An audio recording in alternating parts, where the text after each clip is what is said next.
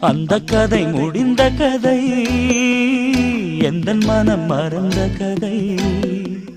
என்ன செய்ய விடுகதை போல் என்னுடைய பிறந்த கதை. காலங்கள் தான் போன பின்னும் காயங்கள் ஆறவில்லையோ, வேதனை தீரவில்லை. சொல்லிவிடு வெள்ளி நிலவே